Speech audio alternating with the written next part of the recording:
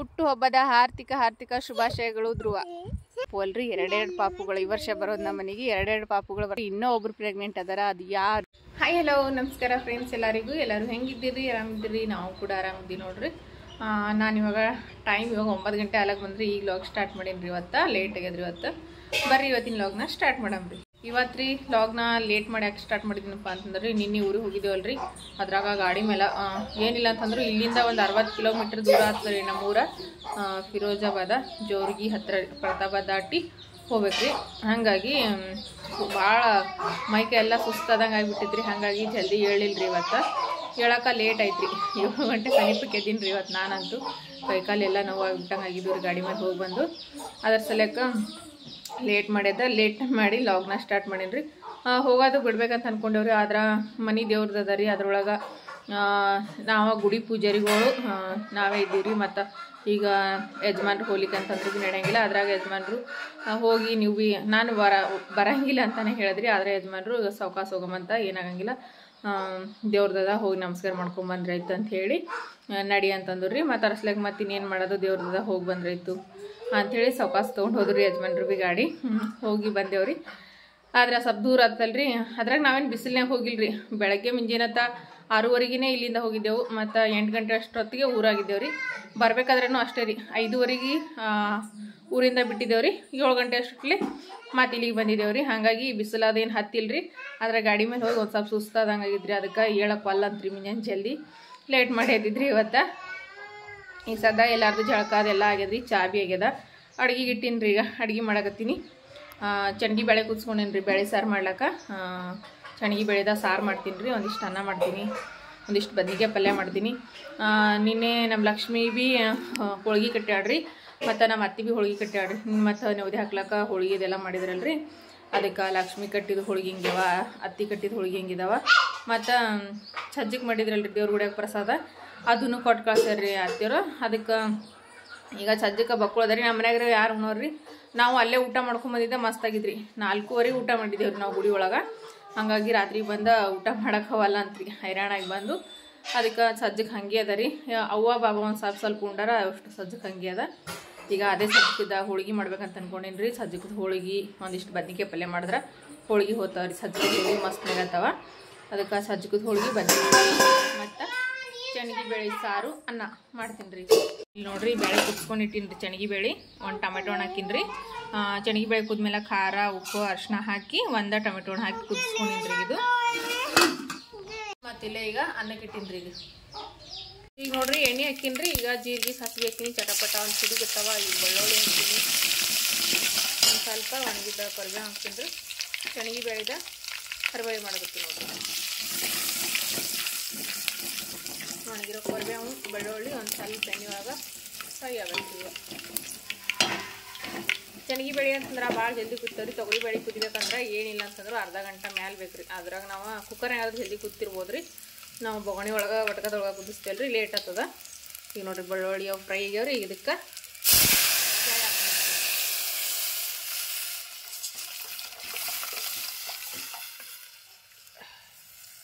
ಕುದಿಸಿ ಇಟ್ಟಿರೋ ಚಣ್ಗಿ ಬೇಳೆ ಹಾಕ್ಕೊಂಡು ನೋಡ್ರಿ.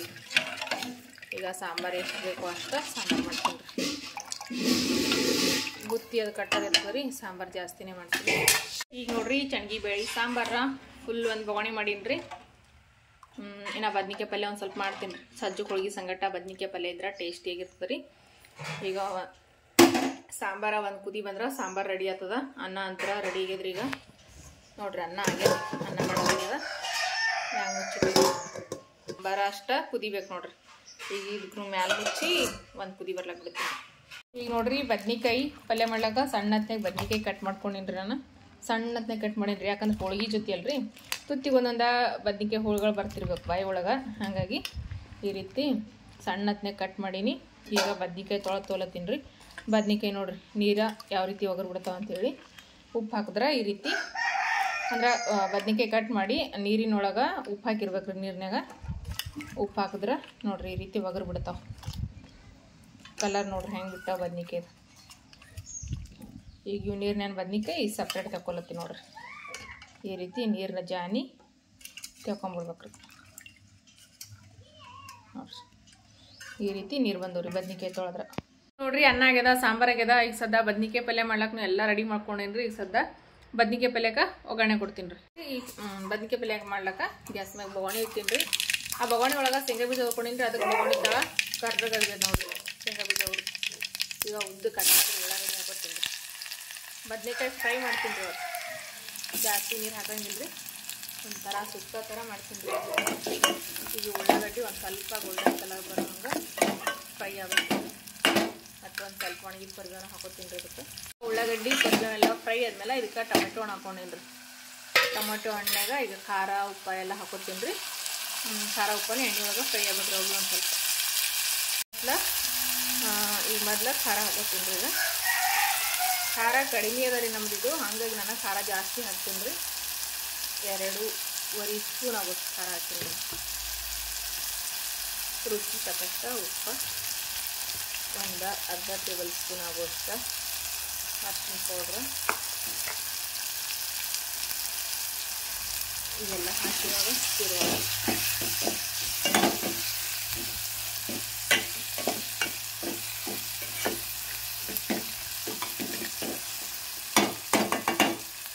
ಇವೆಲ್ಲ ಒಂದು ಸ್ವಲ್ಪ ಫ್ರೈ ಅಲ್ಲ.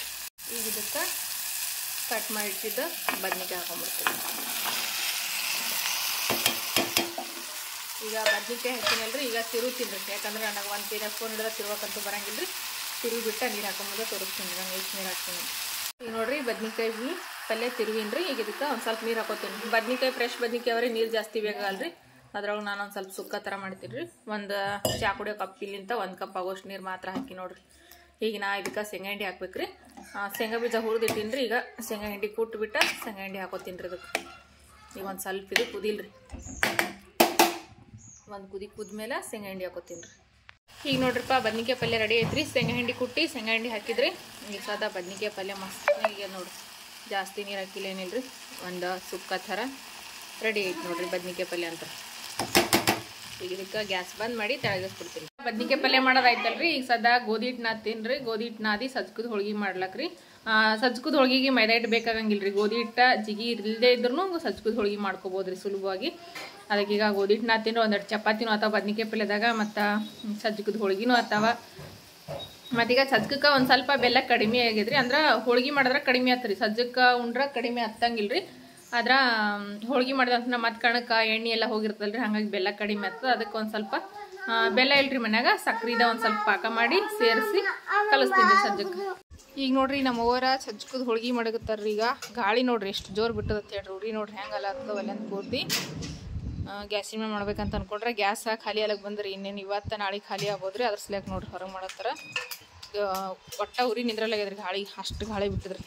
ಸಜ್ಜಕದ ಹೋಳಿಗೆ ಮಾಡಕತ್ತಾರ ನೋಡ್ರಿ. ನಿನ್ನೆ ಕಾಂಡಿನ ಒಳಗಿಂದ ನೋಡ್ರಿ ಸಜ್ಜಕ ಕಾಂಡ್ ಅಂತಾನು ಕರೀತಾರ. ಪಲ್ಲಕ್ಕಿ ಮೆರವಣಿಗೆಗೆ ಮಾಡಿರ್ತಾರೆ. ನಮ್ಮ ಕಡೆಗೆ ಸಜ್ಜಕ್ಕೆ ಮಾಡ್ತಾರೆ. ಹಳ್ಳಿ ಕಡೆಗೆ ಸಜ್ಜಕ್ಕೆ ನೋಡ್ರಿ ಇದು ಗೋಧಿ ಹಿಟ್ಟನದ್ಯಾರ. ಮತ್ತು ಸಜ್ಜಕಕ್ಕೆ ಒಂದು ಸ್ವಲ್ಪ ಸಕ್ರೆ ಪಾಕ ಮಾಡಿ ಹಾಕಿ ಕಲಿಸ್ಕೊಂಡಿದ್ದೇವ್ರಿ. ಅದು ಈಗ ಅವ್ವ ಸಜ್ಜಕದ ಹೋಳಿಗೆ ಮಾಡಕತ್ತಾಳ್ರಿ. ಬೆಳಣಿಗೆ ತಮ್ಮ ಅದ ಬುಟ್ಟಿ ತಂದು ಕೂಡ ಅಜ್ಜಿಗೊಂದು ಓಪ ಏನಂತಪ್ಪ. ಈಗ ಅವ್ವ ಸಜ್ಜಕದ ಹೋಳಿಗೆ ಮಾಡಿರ್ತಾರೆ. ಮತ್ತು ನಾನು ಪಲ್ಯ ಅನ್ನ ಅಂತ ಆಗ್ಯದ. ಈಗ ಹೋಗಿ ಬಟ್ಟೆ ಹೋಗ್ಕೊಂಬರ್ತೀನಿ ರೀ. ನಾನು ಹೋಗಿ ಪುಟಾಣಿಗಳೇ ಬಕ್ಕಳು ಅದ್ರಾಗ ಹೋಳ್ಗೆ ಹರಿತಾವ ನೋಡಿ.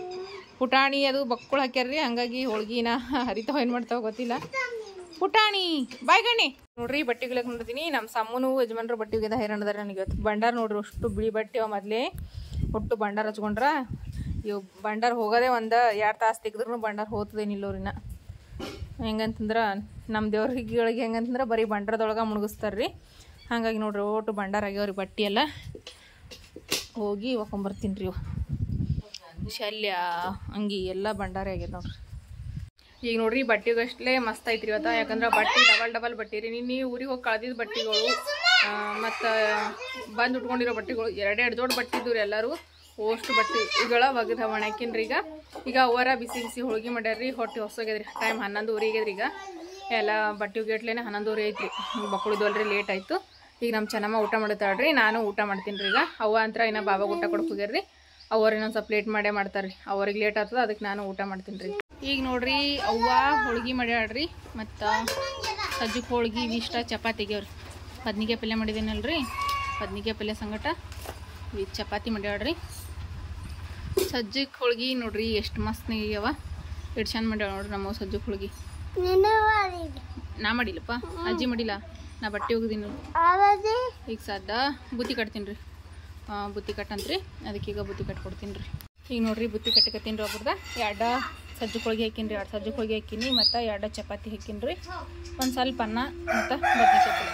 ಸಾಂಬಾರು ಹಾಕ್ಬೇಕಂದ್ರಿ ಹೆಂಗಿದ್ರು ಭೀ ಚಪಾತಿ 2 ಚಪಾತಿ ಮತ್ತು ಅವು ಅನ್ನ ಭೀ ಉಂಡ್ರು ಥರ ಉಳ್ಳಿಕ್ಕಿಲ್ಲ. ಸುಮ್ಮ ಸಾಂಬಾರು ಎಲ್ಲಿ ಕಟ್ಲಂತೆ ಕಟ್ಲತ್ತಿಲ್ಲ ರೀ, ಬರೀ ಬದ್ನಿಕಾಯಿ ಪಲ್ಯ ಕಟ್ಕೊತೀನಿ. ಇದು ಬುತ್ತಿ ಪಡ್ಕ ಬದ್ನಿಕಾಯಿ ಪಲ್ಯ ಹತ್ತದ ಅಂತ ಹೇಳಿ ಈಗ ಒಂದು ಮ್ಯಾಲ ಒಂದು ಅರ್ಧ ತುಕಡಿ ಚಪಾತಿ ಹಾಕಿನಿ ರೀ. ಈಗ ಬುತ್ತಿ ಕಟ್ಟಿ ಕೊಡ್ತೀನಿ ರೀ. ಸಮು ಮಾಮ ಬುತ್ತಿ ಕೊಟ್ಟು ಬರ್ತಲ್ಲಿ ಕಟ್ಕೊಡ್ಲಿ. ಬದ್ನಿಕಾಯಿ ಪಲ್ಯ, ಸಾಂಬಾರು, ಅನ್ನ, ಬಿಸಿ ಬಿಸಿ ಸಜ್ಜಕ್ಕೆ ಹೋಳ್ಗೆ ಮಸ್ತ್ನಾಗಿ ರೆಡಿಗೆ ನೋಡ್ರಿ. ಪ್ಲೇಟಿಗೆ ಹಾಕಿನಿ ನಾನು. ಈಗ ಸದ್ದ ಊಟ ಮಾಡ್ತೇವೆ ನೋಡ್ರಿ.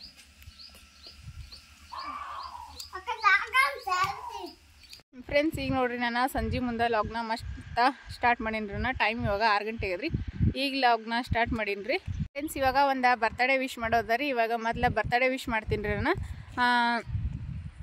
ಅಕ್ಕ ಹೇಳ್ಯಾರ್ರಿ ಅವ್ರ ಮಗಂದ ಬರ್ತಡೇ ಅದಂತ್ರಿ, ಅದಕ್ಕೆ ವಿಶ್ ಮಾಡ್ರಿ ಅಂತ ಹೇಳ್ಯಾರ್ರಿ. ಅದಕ್ಕೆ ಅವ್ರಿಗೆ ವಿಶ್ ಮಾಡಮ್ರಿ. ಹುಡುಗನ ಹೆಸರು ಧ್ರುವ ಅಂತಾರಿ. ಅವ್ರ ಊರು ರಾಣೆಬೆನ್ನೂರು ಅಂತ್ರಿ, ರಾಣೆಬೆನ್ನೂರು ಅಂತ ಹೇಳಿ ಹಾಕಿದಾರ್ರಿ. ಅಕ್ಕ ಅವ್ರ ಹೆಸರು ಹಾಕಿಲ್ರಿ, ಅವ್ರ ಮಗನ ಹೆಸರು ಮಾತ್ರ ಹೇಳಿದಾರ್ರಿ, ಧ್ರುವ ಅಂತ. ಧ್ರುವ ಅವರೇ ಹುಟ್ಟುಹಬ್ಬದ ಹಾರ್ದಿಕ ಶುಭಾಶಯಗಳು. ಪುಟ್ಟ ನೀನು 100 ವರ್ಷ ಸುಖವಾಗಿ ಸಂತೋಷವಾಗಿ ನಗ್ನಗ್ತಾ ಬಾಳ್ಲಿ ಅಂತ ಹೇಳಿ ನಾನು ಆ ದೇವರಲ್ಲಿ ಕೇಳ್ಕೊತೀನಿ. ನೀನು ಕಂಡಂಥ ಕನಸೆಲ್ಲ ನನಸಾಗಲಿ, ಆ ದೇವರು ನೀನು ಕೇಳಿರೋದನ್ನೆಲ್ಲದನ್ನು ನೆರವೇರಿಸ್ಕೊಡ್ಲಿ. ಹುಟ್ಟುಹಬ್ಬದ ಹಾರ್ದಿಕ ಶುಭಾಶಯಗಳು ಧ್ರುವ. ಫ್ರೆಂಡ್ಸ್ ಈಗಾಗಲೇ ನಿಮ್ಗೆ ಟೈಟಲ್ ಮತ್ತು ಥಂಬ್ನೇಲ್ ನೋಡಿನೇ ಗೊತ್ತಾಗಿರ್ತೀರಿ ಯಾವ ವಿಷಯದ ಬಗ್ಗೆ ನಾನು ಮಾತಾಡಕತ್ತೀನಿ ಅಂತ ಹೇಳಿ. ಹೌದ್ರಿ ಫ್ರೆಂಡ್ಸ್, ಇವಾಗ ನಾನು ಮಾತಾಡೋಕೆ ಹೊರಟಿದ್ದು ಅದೇ ವಿಷಯದ ಬಗ್ಗೆ ರೀ. ಈಗ ಅದಕ್ಕೋಸ್ಕರ ನಾನು ಸಂಜೆ ಮುಂದೆ ಲಾಗ್ನ ಸ್ಟಾರ್ಟ್ ಮಾಡಿದ್ದೀನಿ ರೀ. ನಾನು ನಿನ್ನೆ ಅಷ್ಟೇ ಊರಿಗೆ ಹೋಗಿದ್ನಲ್ರಿ. ಊರಿಗೆ ಹೋದಾಗ ಗೊತ್ತಾಗಿರೋದ್ರಿ ವಿಷಯ ಏನಂತ ಹೇಳಿಬಿಟ್ಟು ಇವಾಗ ನಾನು ಆ ವಿಷಯನ ನಿಮ್ಮ ಜೊತೆ ಶೇರ್ ಮಾಡ್ಕೊಳಕತ್ತೀನಿ ರೀ. ಇವಾಗ ನಮ್ಮ ಮನೆಗೆ ಬರ್ತಿರೋದು ಒಂದು ಪಾಪು ಅಲ್ರಿ, 2 ಪಾಪುಗಳು. ಈ ವರ್ಷ ಬರೋದು ನಮ್ಮ ಮನೆಗೆ 2 ಪಾಪುಗಳು ಬರ್ತಾವ. ನಮ್ಮ ಮನ್ಯಾಗ ನಾನು ಒಬ್ಬಾಕಿ ಪ್ರೆಗ್ನೆಂಟ್ ಅಲ್ರಿ, ಇನ್ನೂ ಒಬ್ರು ಪ್ರೆಗ್ನೆಂಟ್ ಅದಾರ. ಅದು ಯಾರು ಏನು ಪ್ರತಿಯೊಂದು ವಿಷಯನೂ ನಿಮ್ಮ ಜೊತೆ ಶೇರ್ ಮಾಡ್ಕೊತೀನಿ ರೀ. ಆ ವಿಷಯ ಕೇಳಿ ನಮಗೂ ಕೂಡ ಭಾಳ ಖುಷಿ ಆಯ್ತು ರೀ. ಫ್ರೆಂಡ್ಸ ನಿಮ್ಮೆಲ್ಲರಿಗೂ ಗೊತ್ತಿರೋಂಗೆ ನಾನು ಎಲ್ಲ ವಿಡಿಯೋಸ್ ಒಳಗೂ ಹೇಳ್ಕೊಂಡೇ ಬಂದೀನಿ ರೀ. ನಾನು ನಮ್ಮದು ಮದುವೆ ಆಗಿ ಇವಾಗ 12 ವರ್ಷ ಕಂಪ್ಲೀಟ್ ಆಗ್ತಾ ಬಂತು. ನನಗೆ 9.5 ವರ್ಷಕ್ಕೆ ನಾನು ಪ್ರೆಗ್ನೆಂಟ್ ಆಗಿರೋದು. ನನ್ನ ಮದುವೆ ಆಗಿ 10ನೇ ವರ್ಷಕ್ಕೆ ನನಗೆ ಸಮ್ಮು ಡಿಲಿವರಿ ಆಗಿರೋದು ರೀ. ಸಮ್ಮುಗೆ ಡಿಲಿವರಿ ಆಗಿರೋದು 10ನೇ ವರ್ಷಕ್ಕೆ ರೀ. ಮದುವೆ 10ನೇ ವರ್ಷ ರನ್ನಿಂಗ್ ಒಳಗೆ ಡಿಲಿವರಿ ಆಗ್ಯದ್ರಿ. 9ನೇ ವರ್ಷ ರನ್ನಿಂಗ್ನಾಗ ನಾನು ಪ್ರೆಗ್ನೆಂಟ್ ಆಗಿರೋದು ರೀ. ಹಾಗಾಗಿ ನಿಮ್ಮೆಲ್ಲರಿಗೂ ಗೊತ್ತೇ ಅದ ರೀ ನನಗೆ ಸಮ್ಮು ಎಷ್ಟು ವರ್ಷದ ಮೇಲೆ ಹುಟ್ಟಿನಂತ. ಇವಾಗ ನಾನು ಇದ್ದಿರೋದ 2ನೇ ಪ್ರೆಗ್ನೆಂಟ್ ರೀ. 2ನೇ ಸಾರಿ ನಾನು ಪ್ರೆಗ್ನೆಂಟ್ ಆಗಿರೋದು ರೀ. ಇವಾಗ 2ನೇ ಬಾರಿ ಮಗುವಿಗೆ ಪ್ರೆಗ್ನೆಂಟ್ ಆಗಿರೋದು. ಈಗ ಇನ್ನೂ ಒಬ್ರು ಕೂಡ ಪ್ರೆಗ್ನೆಂಟ್ ಅದಾರ. ಅದು ಯಾರು ಅನ್ನೋದನ್ನು ಕೂಡ ನಾನು ಇವಾಗ ಹೇಳ್ತೀನಿ ರೀ. ನಮ್ಮ ಮನೆಯೊಳಗೆ ನಮ್ಮ ಲಕ್ಷ್ಮಿ ಅದಾಳಲ್ರಿ, ನಮ್ಮ ಲಕ್ಷ್ಮಿದು ನಂದು ಮದುವೆ ಆಗಿರೋದು ಒಮ್ಮಲಿಗೇನೆ ರೀ. ಅಂದ್ರೆ ಒಂದೇ ಬಾರಿಗೆ 2 ಮದುವೆ ಮಾಡಿರೋದ್ರಿ. ನಮ್ಮ ಅತ್ತೆ ಮಾವ ಇಬ್ಬರು ಅಣ್ಣ ತಮ್ಮದರದು ಒಂದೇ ಮದುವೆ ಒಳಗೆ ಮದುವೆ ಮಾಡಿರೋದ್ರಿ. ಆಕಿನ ಭೀ ಮದುವೆ ಆಗಿ ಇವಾಗ 12 ವರ್ಷ ಆಯ್ತು ರೀ. ನಂದು ಮದುವೆ 12 ವರ್ಷ ಆಯಿತು. ಆಕಿಗೂ ಕೂಡ ಇವಾಗ 2 ಮಕ್ಕಳು ರೀ. ಈಗ ನಮ್ಮ ಲಕ್ಷ್ಮಿಗೆ ಒಂದು ಗಂಡು ಮಗು, ಒಂದು ಹೆಣ್ಮಗು, ಬಾಗು ಮತ್ತು ನಾಗು ಅಂತ ಹೇಳಿ ನಾನು ವೀಡಿಯೋಸ್ ಒಳಗೆ ತೋರಿಸ್ತಾ ಇರ್ತೀನಲ್ರಿ ಅವಾಗೂ. ಈಗ 2 ಮಕ್ಕಳು ಅದಾವ್ರಿ ಆಕಿಗೂ ಕೂಡ ಮದ್ವೆ ನಮ್ಮಿಬ್ರದ್ದು ಒಮ್ಮಲಿಗೆ ಆದ್ರೂ ಮಕ್ಕಳು ಮಾತ್ರ ನಮ್ಗೆ ಮದುವೆ ಆದ ವರ್ಷಕ್ಕೂ 2 ವರ್ಷಕ್ಕೂ ಮಕ್ಕಳ ಇಬ್ರಿಗೂ ಕೂಡ ಆಗಿರಲಿಲ್ಲ ರೀ. ಲಕ್ಷ್ಮಿಗೂ ಮಕ್ಕಳಾಗಿರೋದ ಮದುವೆ ಆದಮೇಲೆ 5 ವರ್ಷಕ್ಕೆ ಆಕಿ ಪ್ರೆಗ್ನೆಂಟ್ ಆಗಿರೋದ್ರಿ. 5 ವರ್ಷ ತನಕ ಆಕಿಗೂ ಮಕ್ಕಳಾಗಿರಲಿಲ್ಲ, ನನಗೂ ಕೂಡ ಮಕ್ಕಳಾಗಿರ್ಲಿಲ್ಲ ರೀ. ಮದುವೆ ಆದಮೇಲೆ 5 ವರ್ಷಕ್ಕೆ ಪ್ರೆಗ್ನೆಂಟ್ ಆಗಿ ಒಂದು ಗಂಡು ಮಗು ಹುಟ್ಟಿರೋದ್ರಿ. ಫಸ್ಟಿಂದು ನಮ್ಮ ನಾಗಪ್ಪ ಹುಟ್ಟಿರೋದ್ರಿ. ಮದುವೆ ಆದಮೇಲೆ 5 ವರ್ಷಕ್ಕೆ ಹುಟ್ಟೇನ್ರಿ. ಆಕಿಗೂ ಕೂಡ ಮದುವೆ ಆದ ತಕ್ಷಣ ಮದುವೆ ವರ್ಷದೊಳಗೆ 2 ವರ್ಷದೊಳಗೆ ಮಕ್ಕಳು ಆಗಿರಲಿಲ್ಲ ರೀ. ಆಕಿಗೂ ಯಾಕೋ ಗೊತ್ತಿಲ್ಲ ರೀ, ದೇವ್ರ ಅಷ್ಟು ಬೇಗ ನಮ್ಮ ಇಬ್ಬರು ಪಾಲಿಗೂ ಕಣ್ ತೆರೆದಿರಲಿಲ್ಲ ರೀ. ಲಕ್ಷ್ಮಿ ಪಾಲಿಗೂ ನಮ್ಮ ಪಾಲಿಗೂ. ಹಾಗಾಗಿ ಮದುವೆ ಆದಮೇಲೆ 5 ವರ್ಷಕ್ಕೆ ನಾಗಪ್ಪ ಹುಟ್ಟಿದನ್ರಿ. ಅಲ್ಲಿಂದ ಒಂದು 2-3 ವರ್ಷಕ್ಕನ ಮತ್ತು ಬಾಗು ಹುಟ್ಟಿರೋದ್ರಿ ಆಕಿಗೆ, ನಮ್ಮ ಲಕ್ಷ್ಮಿಗೆ. ಇವಾಗ ಮತ್ತಾರು ಪ್ರೆಗ್ನೆಂಟಪ್ಪ, ಮತ್ತು ಇನ್ನೊಂದು ನಮ್ಮ ಮನೆಗೆ ಹೊಸ ಮಗು ಯಾರ್ದು ಬರ್ತಿರೋದು ಅಂತಂದ್ರಿ. ಈಗ ನೋಡ್ರಿ ನಮ್ಮ ನೆಗಣಿ ಇನ್ನೊಬ್ಬಕ್ಕೆ ಸಣ್ಣ ಕಳ ರೀ. ಆಕಿಯಿಂದ ಮದುವೆಯಾಗಿ ಇವಾಗ 1 ವರ್ಷ ಕಂಪ್ಲೀಟ್ ಆಗಿ 2ನೇ ವರ್ಷ ರನ್ನಿಂಗ್ ರೀ. ಇನ್ನೂ ಆಕಿಗೂ ಇನ್ನೂ ಆಗಿಲ್ಲ ರೀ ಮಕ್ಕಳು. ಅಂದ್ರೆ ಇನ್ನು ಮದುವೆ ಆಗಿ ಬರೀ ಇನ್ನೂ 1 ವರ್ಷ ಅಷ್ಟೇ ಆಗಿರೋದ್ರಿ. ಇನ್ನೂ ಕಂಪ್ಲೀಟ್ ಕೂಡ ಆಗಿಲ್ಲ ರೀ, ಇನ್ನೂ 1 ವರ್ಷ. ಈ ಏನಂತಾರೆ ಈ 10ನೇ ತಾರೀಕಿಗೆ ಅವ್ರದ್ದು ಮದುವೆಯಾಗಿ 1 ವರ್ಷ ಕಂಪ್ಲೀಟ್ ಆಗ್ತದೆ ನಮ್ಮ ಇದೊಂದು. ಈಗ ಸದ್ಯಕ್ಕೆ ಪ್ರೆಗ್ನೆಂಟ್ ಇರೋದು ನಮ್ಮ ಚಿಕ್ಕ ತಂಗಿ ಅಲ್ರಿ. ಇವಾಗ ಪ್ರೆಗ್ನೆಂಟ್ ಇರೋದು ನಮ್ಮ ಲಕ್ಷ್ಮಿ ನೋಡ್ರಿ. ಈಗ 3ನೇ ಮಗುವಿಗೆ ಪ್ರೆಗ್ನೆಂಟ್ ಅದಾಳ್ರಿ ನಮ್ಮ ಲಕ್ಷ್ಮಿ. ಅಂದ್ರೆ ಈಗ ಹಳ್ಳಿ ಕಡೆ ಹೆಂಗಂತಂದ್ರೆ ರೀ 1-2 ಮಕ್ಕಳ ಮೇಲೆ ಆಪ್ರೇಷನ್ ಮಾಡ್ಕೋತೀವಿ ಅಂತಂದ್ರೆ ಬೈತಿರ್ತಾರೆ ರೀ ಹಿರಿಯರೆಲ್ಲ. ಮಕ್ಕಳು ಇದ್ರೇನು ಕೆಡ್ತವೆ ನಿಮ್ಗೆ, ಎಷ್ಟು ಮಕ್ಕಳು ಇದ್ರೂ ಸಾಕಾಗಂಗಿಲ್ಲ, ಮಕ್ಕಳಿದ್ರೆ ಏನಾಗ್ತದೆ, ಇರಲಿ 1 ಮಗು 2 ಮಗು ಇರೋದು ಬೇಡ. ಈಗಿನ ಕಾಲದಾಗೆಲ್ಲ ಎಷ್ಟೋ ಮಕ್ಕಳನ್ನ ಹೆತ್ತಿದಾರ, ನೀವು 1-3 ಮಕ್ಕಳನ್ನ ಬೇಡೇನೋ ಅಂತಿರ್ತಾರಲ್ರಿ. ಹಾಗಾಗಿ ನಮ್ಮ ಲಕ್ಷ್ಮಿ ಆಪ್ರೇಷನ್ ಮಾಡ್ಕೋಬೇಕಂತ ಅಂದ್ಕೊಂಡಿದ್ರಿ 2ನೇ ಮಗುವಿಗೆನ. ಆದ್ರೆ ಬೇಡ ಅಂಥೇಳಿ ಬಿಡಿಸ್ದವ್ರಿ. ಬಿಡಿಸಿ ಸಲಕ ಇವಾಗ 3ನೇ ಮಗುವಿಗೆ ನಮ್ಮ ಲಕ್ಷ್ಮಿ ಪ್ರೆಗ್ನೆಂಟ್ ಅಳರಿ. ಈಗ ಲಕ್ಷ್ಮಿಗೆ 5ನೇ ತಿಂಗಳು ರೀ. ಈಗ ನಾನು ಡಿಲಿವರಿ ಆಗಿ ಮಗುದು ನಾಮಕರಣ ಅದು ಮುಗಿಯೋಷ್ಟೊತ್ತಿಗೆ ಮತ್ತು ಲಕ್ಷ್ಮಿ ಡಿಲಿವರಿ ಆಗ್ತದೆ ನಮ್ಮ ಮನೆಯೊಳಗೆ. ಹಾಗಾಗಿ ಈ ವರ್ಷ ಡಬಲ್ ಖುಷಿ ನೋಡ್ರಿ. ನಮ್ಮ ಮನೆಯೊಳಗೆ 2 ಮಕ್ಕಳು ಬರ್ತಾವ್ರಿ ಈ ವರ್ಷ. ಅದಕ್ಕೆ ಇದನ್ನು ನಾನು ನಿಮ್ಮ ಜೊತೆ ಶೇರ್ ಮಾಡ್ಕೋಬೇಕಂತ ಅನ್ನಿಸ್ತ್ರಿ. ಅದಕ್ಕೆ ಇದನ್ನು ಶೇರ್ ಮಾಡ್ಕೊಂಡಿದ್ದೀನಿ ರೀ. ನಮ್ಮ ಲಕ್ಷ್ಮಿನೂ ಇವಾಗ ಪ್ರೆಗ್ನೆಂಟು. ಇವಾಗ ಈ ವರ್ಷ ಬರೀ ಡಿಲಿವರಿಗಳು ಅಂತಲೇ ಹೇಳ್ಬೋದು ರೀ.